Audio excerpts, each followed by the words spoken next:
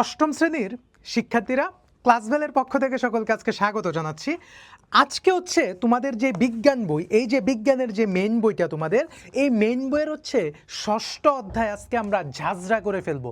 মানে ওই রকমভাবে তোমাদেরকে ষষ্ঠ অধ্যায়টা বুঝিয়ে দেওয়া হবে যে পরীক্ষায় যেইভাবেই প্রশ্ন আসুক, যেই করেই প্রশ্ন দেখ, উদ্দীপক যেভাবেই দেখ, তুমি এইখান থেকে যেইভাবে সৃজনশীল আসুক তুমি ওই সৃজনশীলটা অন্যদের থেকে খুব ঝাঁঝরা করে খাতায় লিখে দিতে পারবা। প্রিয় শিক্ষার্থীরা, ক্লাসবেলের পক্ষ থেকে সকলকে স্বাগত জানাচ্ছি। আজকে আমাদের সিলেক্টেড অধ্যায় হচ্ছে, অধ্যায়টার নাম হচ্ছে প্রিয় শিক্ষার্থীরা, এটা হচ্ছে তোমাদের ষষ্ঠ অধ্যায়। ঠিক আছে, অর্থাৎ পরমাণুর গঠন, হ্যাঁ, ষষ্ঠ অধ্যায় এবং অষ্টম শ্রেণীর শিক্ষার্থীদের জন্য বিশেষভাবে আজকের ক্লাসটা নেওয়া হচ্ছে। প্রিয় শিক্ষার্থীরা, আমাদের কোর্সের যারা আছো, মানে আমাদের পেইড কোর্সের অষ্টম শ্রেণীর পেইড কোর্সের যারা আছো, ইভেন হচ্ছে যারা আমাদের নিয়মিত লাইভ ক্লাসগুলি করো আমাদের পেইড কোর্সে, তাদের উদ্দেশ্যে আমি 1-2 মিনিট কথা বলতে চাই। প্রিয় শিক্ষার্থীরা, তোমাদের কিন্তু আমরা ষষ্ঠ অধ্যায়টা শেষ করেছি, ঠিক আছে। ইভেন এই অধ্যায় থেকে বিগত বৎসরগুলিতে কিভাবে সিকিউ এসেছে, কিভাবে তুমি খাতায় লিখবা, প্রত্যেকটা জিনিস কিন্তু তোমাদেরকে লাইভ ক্লাসে প্রেজেন্টেশনের মাধ্যমে বুঝিয়ে দেওয়া হয়েছে। আমাদের কোর্সের শিক্ষার্থীদের উদ্দেশ্যে আমি আবারও বলতে চাচ্ছি, আমাদের যে প্রত্যেকটা অধ্যায় যেইগুলিতে অ্যানিমেশন দেখানো সম্ভব, তোমাদের কিন্তু আমরা প্র্যাকটিক্যালি সেই অ্যানিমেশনগুলি দেখিয়েছি এবং তোমাদের বাড়ির কাজ যেগুলি দেওয়া হয়েছিল তোমরা সবাই ডাউট সলভিং গ্রুপে পোস্ট করেছো। আমি খুবই অভিভূত হয়েছি, এত সুন্দর করে তোমরা নোট জমা দিয়েছো, এত সুন্দর করে সিকিউগুলি তোমরা দিয়েছো। আর আমাদের অভিভাবকদের উদ্দেশ্যে আমি বলতে চাই, আপনাদের প্রতি ক্লাসবেল বরাবরই কৃতজ্ঞতা স্বীকার করে আসছে। কেন কৃতজ্ঞতা স্বীকার করছে? কারণ আপনারা আমাদের লাইভ ক্লাসগুলিতে আপনারা স্টুডেন্টের পাশে বসে থাকেন এবং আপনারা ফলো আপ করেন যে সে ক্লাসটা করছে কিনা, সে নোটটা করছে কিনা। আমরা যেভাবে আপনাদেরকে চেয়েছিলাম এবং ফার্স্ট ডে অফ ক্লাস যেভাবে আপনাদেরকে বলা হয়েছিল, আপনারা সেই জিনিসটা এনশিওর করছেন। আর আমাদের পেইড ব্যাচের সকল শিক্ষার্থীদের উদ্দেশ্যে বলতে চাই, তোমাদের পারফরমেন্সে কিন্তু আমরা খুশি, ঠিক আছে। ইভেন যারা যারা এখনো ভাবতেছো, এবং হচ্ছে এই কথাটা বলতেছে আমি সারা বাংলাদেশের অষ্টম শ্রেণীর শিক্ষার্থীদের উদ্দেশ্যে এবং হচ্ছে প্রিয় অভিভাবকদের উদ্দেশ্যে আমি বলতে চাচ্ছি যে হচ্ছে আপনারা যদি এখনও আপনার স্টুডেন্ট এখনও যদি ম্যাথমেটিক্স, বিজ্ঞান, ইংলিশ, বাংলা দ্বিতীয় পত্র, বাংলা প্রথম পত্র, ইংরেজি প্রথম পত্র, বাউবি, এই জিনিসগুলিতে যদি এখনও প্রিপারেশন গোছানো না থাকে, সুন্দরভাবে নোট না থাকে এবং বিজ্ঞানের যে অ্যানিমেশন আমাদের সব থেকে মানে হচ্ছে সমালোচিত আলোচিত যে পার্ট, সেটা হচ্ছে আমরা সপ্তম শ্রেণী, অষ্টম শ্রেণী, নবম শ্রেণী, প্রত্যেকটা শ্রেণী, একাদশ, দ্বাদশ আমরা অ্যানিমেশনের সাহায্যে স্টুডেন্টদেরকে আমরা শিখাই, পড়াই, নোট করাই। প্রিয় শিক্ষার্থীরা, চলো আজকে আমরা এই বিষয়টা ক্লিয়ার হবো, যেটা হচ্ছে কি তোমাদের পরমাণুর গঠন। কেমন? শিক্ষার্থীরা, আমরা তোমাদের মানে হচ্ছে ষষ্ঠ অধ্যায়ের 2টা টপিক আজকে আমরা ক্লিয়ার করব, যেটা হচ্ছে তোমাদের 56 পেজে রয়েছে। একটা হচ্ছে পারমাণবিক সংখ্যা, ভর সংখ্যা এবং আইসোটোপ। আরেকটা বিষয় হচ্ছে তোমার এই যে মৌলের ইলেকট্রন বিন্যাস যেটা আছে, যেটা হচ্ছে তোমাদের 61 পৃষ্ঠা, যেখান থেকে ইলেকট্রন কিভাবে দান হয়, ইলেকট্রন কিভাবে গ্রহণ করে, কিভাবে স্থিতিশীলতা অর্জন করে, কিভাবে যৌগ গঠনের সক্ষমতা অর্জন করে। মানে এই টপিকটা থেকে একটা সিকিউ প্রতিবার আসে, প্রত্যেকটা বার হয় গতে আসে নয় ঘতে আসে, কারণ আমরা আমাদের ক্লাসের স্টুডেন্টদেরকে হিউজ পরিমাণ সিকিউ প্র্যাকটিস করাই, সলভ করাই, শিখাই, যাতে ওদের একটা দক্ষতা তৈরি হয়। প্রিয় শিক্ষার্থীরা, চলো আজকে আমাদের মেইন ক্লাসে আমরা প্রবেশ করি। এই টপিকটা হচ্ছে আমাদের পেইড কোর্সে আমরা এটা টাইপ 3-তে পড়িয়েছিলাম, টাইপ 3-তে পড়িয়েছিলাম। এটার নাম হচ্ছে, প্রথম হচ্ছে পারমাণবিক সংখ্যা, ভালোভাবে বুঝবো, আমি শর্ট মিনিংয়ে লিখলাম। একটা হচ্ছে পারমাণবিক সংখ্যা, ঠিক আছে। তারপরে হচ্ছে ভর সংখ্যা, ভর সংখ্যা, দেন হচ্ছে আইসোটোপ, ঠিক আছে। দেন কি? দেন হচ্ছে আইসোটোপ, রাইট, ওকে।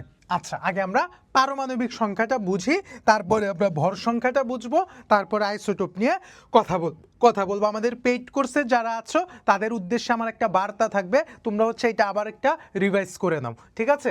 ওকে, দেখো আমরা যদি বলি প্রথম যদি আমরা আলোচনা করি, সেটা হচ্ছে পারমাণবিক সংখ্যা নিয়ে যদি আমরা কথা বলি, পারমাণবিক সংখ্যা। তোমাদেরকে আমি ক্লাসে একটা সিস্টেমে বুঝাইছিলাম যে পারমাণবিক সংখ্যা মিন্স হচ্ছে প্রোটন সংখ্যা। কি? প্রোটন সংখ্যা, প্রোটন সংখ্যা। ওকে, প্রোটন সংখ্যা। আমি ইভেন তোমাদের এও বলে দিছিলাম, আমি এইটাকে বলি নিজ সংখ্যা দ্বারা, মানে এই সংখ্যাটা কোথায় থাকে রে ভাই, এই সংখ্যাটা হচ্ছে নিচে থাকে, নিজ সংখ্যা। এইটা হচ্ছে আমার ট্রিক্স, ঠিক আছে? এটা হচ্ছে তোমাদেরকে বোঝানোর জন্য হচ্ছে কি, এটা হচ্ছে আমার ট্রিক্স, যেটা হচ্ছে কি, এটা হচ্ছে নিজ সংখ্যা। যেমন যেমন ধরো, আচ্ছা এখানে আরেকটা ইনফরমেশন তোমাকে জানতে হবে, সেটা হচ্ছে পারমাণবিক সংখ্যাই হচ্ছে একটা মৌলের পরিচিতি নির্ধারক। এটা কিন্তু পরীক্ষায় আসে। এইটার তথ্যটা হচ্ছে কি, মৌলের পরিচিতি নির্ধারক,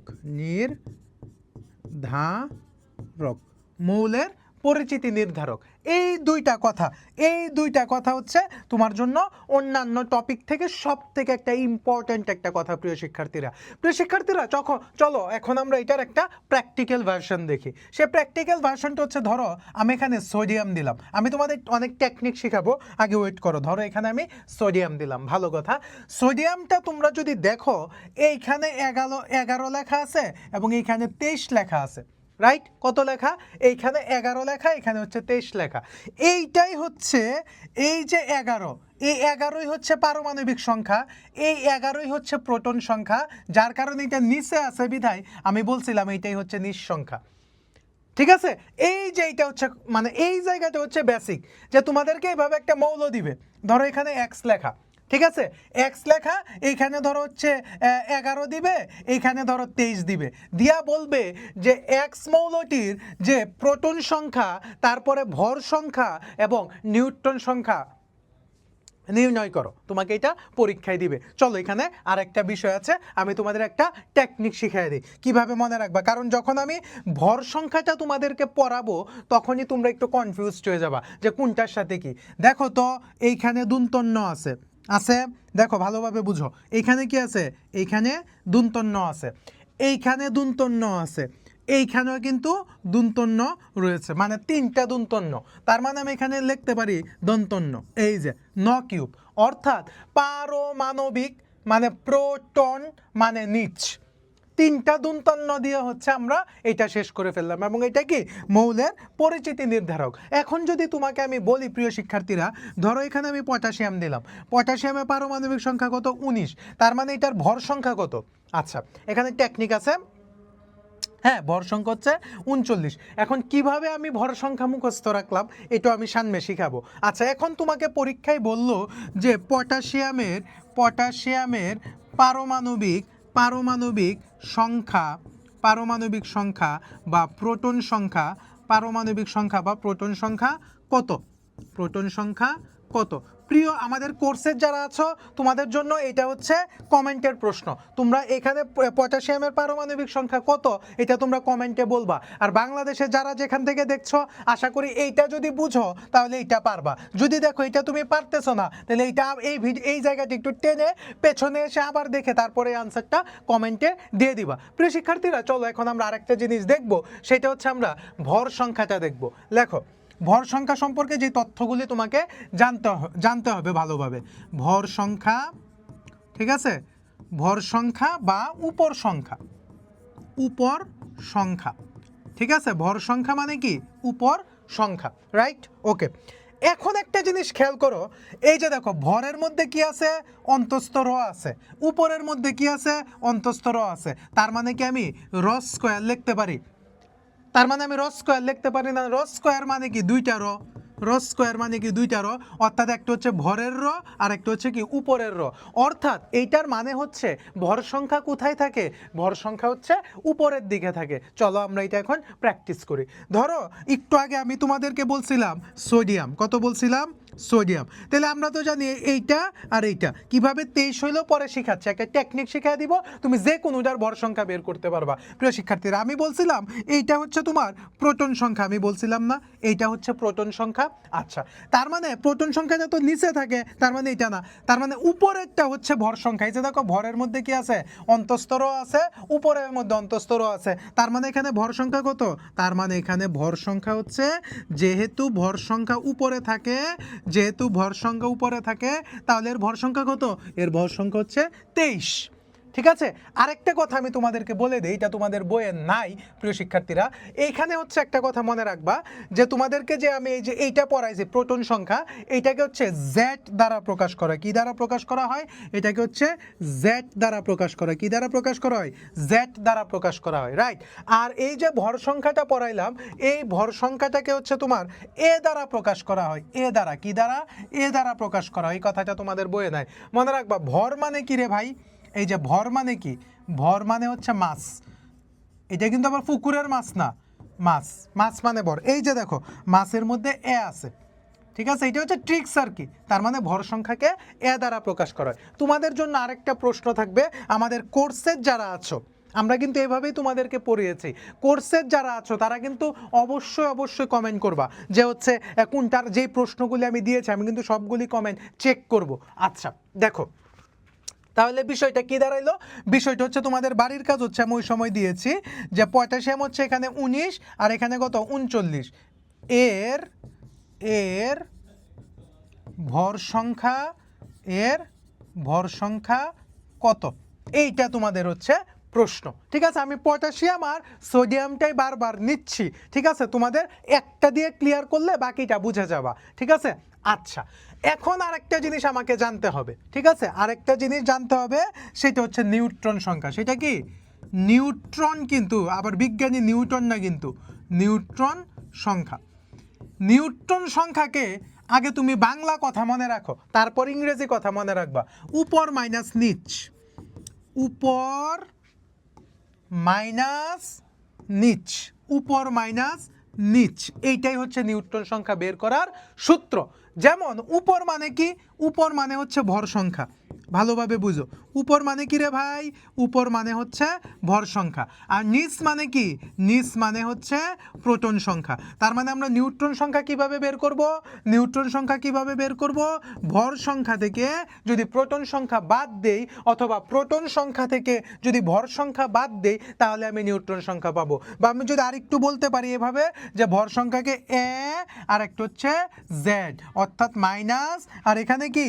এখানেও হচ্ছে মাইনাস। ঠিক আছে, চলো আমরা এখন একটা প্র্যাকটিস করি। ঠিক আছে, ধরো তোমাকে বললো, তুমি কিন্তু পরীক্ষার খাতায় কিন্তু এইটা ইউজ করবা, এইটা আমি ভর সংখ্যা মাইনাস প্রোটন সংখ্যা দিয়েছি, তুমি প্রোটন সংখ্যা মাইনাস ভর সংখ্যা দিতে পারো, কিন্তু মনে রাখার সুবিধার্থে তুমি এটাকে মনে রাখতে পারো। মনে রাখার জন্য, আমাদের মনে রাখার জন্য বিভিন্ন প্রক্রিয়া, আমাদের প্রসেস আমাদের ফলো করতে হয় প্রিয় শিক্ষার্থীরা। চলো আমরা এখানে একটা উদাহরণ প্র্যাকটিস করি। ঠিক আছে, একটা উদাহরণ আমরা প্র্যাকটিস করি। ধরো তোমাকে বললো, যেমন আমি সোডিয়ামটা দিয়ে বারবার বোঝাচ্ছিলাম, রাইট? ওকে, সোডিয়ামটা কত? এখানে 11 আর এখানে হচ্ছে কত?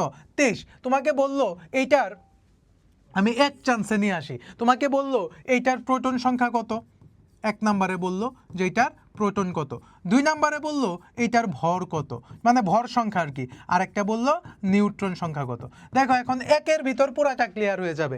এটার প্রোটন সংখ্যা কত? এটার প্রোটন সংখ্যা হচ্ছে 11। এটার ভর সংখ্যা কত? এটার ভর সংখ্যা হচ্ছে 23। এটার নিউট্রন সংখ্যা কত?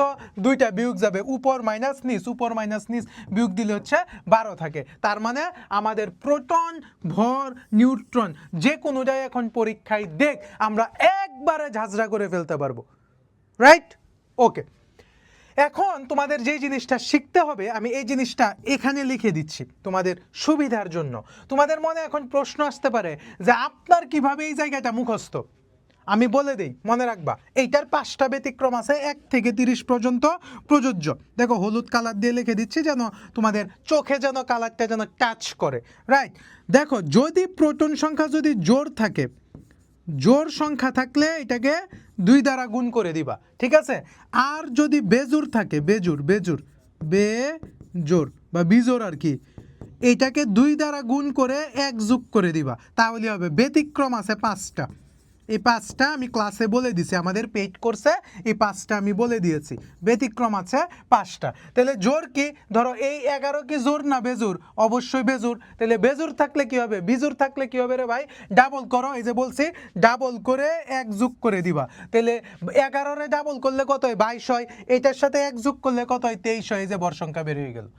ঠিক আছে, এইভাবে হচ্ছে আমরা জিনিসগুলি ক্লিয়ার করব। আচ্ছা, এখন আমরা দেখব হচ্ছে টাইপ 3। এখন আমরা শিখবো হচ্ছে টাইপ 3। টাইপ 3 যেটা বলছে তোমাদের বইয়ের, এই যে দেখো 61 পেজ মনে হয় মেবি, হ্যাঁ টপিকটা হচ্ছে 61 পেজ, টপিকটা হচ্ছে 61 পেজে এই টপিকটা রয়েছে, সেটা হচ্ছে ইলেকট্রন বিন্যাস ও মৌলের ধর্ম। ঠিক আছে, টাইপ 3-তে কি বললাম আমি, টাইপ 3-তে কি আছে রে ভাই, টাইপ 3-তে আছে হচ্ছে ইলেকট্রন বিন্যাস এবং মৌলের ধর্ম। আমি লিখি ইলেকট্রন বিন্যাস ও কি মৌলের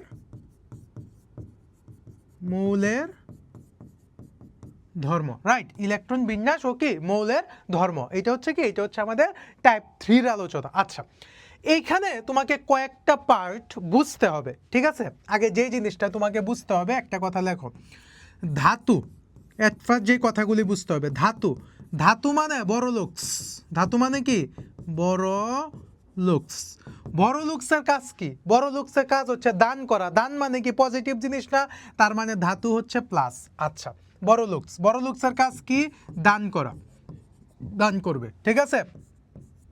আর অধাতু কি, অধাতু হচ্ছে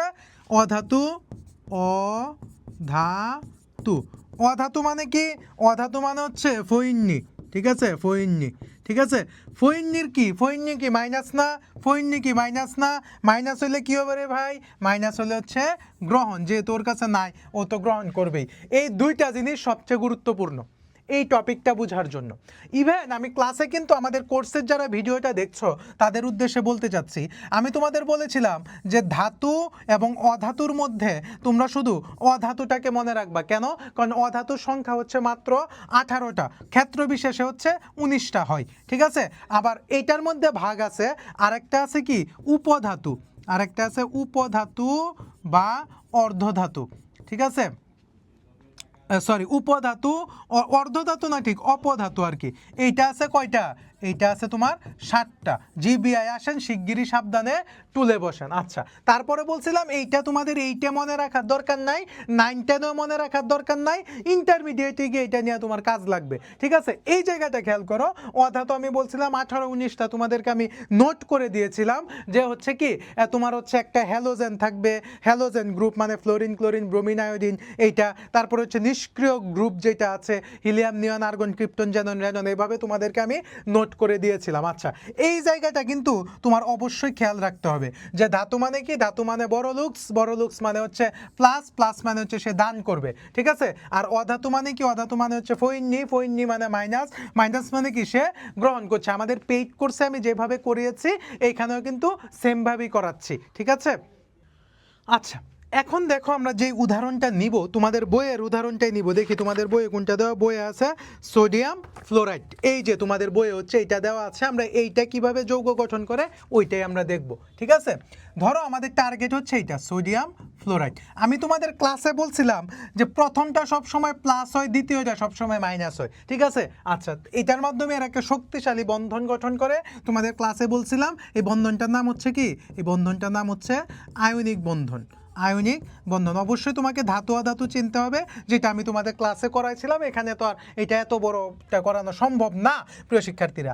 আচ্ছা, তার মানে প্লাস মাইনাস হলে আয়নিক বন্ধন, এবং এই বন্ধনটা কি সবচেয়ে শক্তিশালী, এটা 9 10-এ তোমার কাজে লাগবে, এই জায়গাটা পঞ্চম অধ্যায়, 9 10-এর পঞ্চম অধ্যায়ে এই বিষয়টা নিয়ে খুব কাজ হয়, ঠিক আছে। আচ্ছা, আমাদের উদাহরণ হিসাবে আমরা কাকে নিব, সোডিয়াম। আচ্ছা, সোডিয়ামটা কি, আমরা জানি সোডিয়ামটা হচ্ছে ধাতু, ধাতুর কাজ কি, ধাতুর কাজ হচ্ছে দান করা, এই যে সে দান করে দিল, ধাতুর কাজ কি, ধাতুর কাজ হচ্ছে দান করা। কিভাবে দান করছে দেখো, মনে রাখবা প্রত্যেকটা মৌল, পৃথিবীর প্রত্যেকটা মৌল নিষ্ক্রিয় গ্যাসের কাঠামো অর্জন করতে চায়। তোমাদের হচ্ছে দুইটা লাগে, একটা হচ্ছে সবাই নিয়নের মতো হইতে চায়, আর একটা হচ্ছে সবাই আর্গনের মতো হইতে চায়। এই দুইটার ব্যবহার সবচেয়ে বেশি, বুঝছো। নিয়ন কত, নিয়নের পারমাণবিক সংখ্যা হচ্ছে 10, আর আর্গনের পারমাণবিক সংখ্যা কত, আর্গনের পারমাণবিক সংখ্যা হচ্ছে 18। এই জায়গাটা সবাই ফলো করার চেষ্টা করে, ঠিক আছে। আচ্ছা, যেহেতু সোডিয়াম হচ্ছে 11, সে যদি একটা ইলেকট্রন দান করে দেয় তাহলে কিন্তু সে নিয়নের মতো হয়ে গেল। কয়টা ইলেকট্রন দান করছে, একটা ইলেকট্রন দান করছে, এই যে যার কারণে প্লাস দিয়া এইখানে একটা ইলেকট্রন দিয়ে দিবা। আচ্ছা, তারপরের ঘটনাটা দেখো, তারপরের ঘটনাটা কি, এই যে ফ্লোরিন, আমাদের ঘটনা তো ফ্লোরিনের সাথে, ফ্লোরিন কি, ফ্লোরিন হচ্ছে সেই একটা ইলেকট্রন হচ্ছে সে কি করছে, গ্রহণ করছে। মনে রাখবা যদি দান দান করে তাহলে এইখানে চিহ্ন দিতে হবে, আর যদি গ্রহণ করে তাহলে প্রথমেই দিতে হবে। ঠিক আছে, তার মানে সে কি হবে, ফ্লোরিন কত, ফ্লোরিন হচ্ছে 9, ফ্লোরিনের পারমাণবিক সংখ্যা হচ্ছে 9, সে যদি একটি ইলেকট্রন গ্রহণ করে তাহলে 10 হয়ে যাবে। 10 হইলেই তো এর মতো হয়ে গেল, এই যে 10, এর পারমাণবিক সংখ্যা কত, 10, এর মতো হইলো না? তার মানে কি এখানে কত হইলো, এখানে হচ্ছে ফ্লোরিন। তাহলে টোটাল কত হয়েছে দেখো তো, টোটাল কত হয়েছে, ফ্লোরিন একটা ইলেকট্রন কি সে গ্রহণ করেছে। তার মানে কি এটাকে আমি এইভাবে লিখতে পারি না, সোডিয়াম প্লাস ফ্লোরিন, এটাকে এইভাবে দিয়া আমি লিখতে পারি কিনা, কি লিখতে পারি এটাকে এইভাবে দিয়া আমি লিখতে পারি হচ্ছে, দেখো সোডিয়াম প্লাস, হ্যাঁ তোমাদের বইয়ের ভাবেই যদি আমি যাই, সোডিয়াম প্লাস ফ্লোরিন মাইনাস, বা একত্রিতভাবে লিখতে পারি কি সোডিয়াম ফ্লোরাইড, অর্থাৎ এরা একটা যৌগ গঠন করেছে। ঠিক আছে, এই ঘটনা তোমার টার্গেট কিন্তু হচ্ছে নিষ্ক্রিয় গ্যাস। টার্গেট কি, টার্গেট কি, টার্গেট হচ্ছে নিষ্ক্রিয় গ্যাসের কাঠামোতে তোমাকে আনতে হবে। অর্থাৎ তোমার সবচেয়ে বেশি লাগে হচ্ছে নিয়ন আর হচ্ছে আর্গন।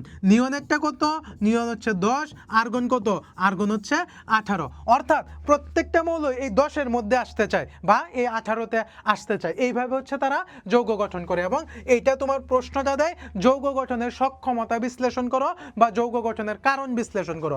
অষ্টম শ্রেণীর শিক্ষার্থীরা এবং আমাদের কোর্সের যারা যারা আছো, আশা করি এই টপিকটা তোমাদের ক্লিয়ার হয়েছে।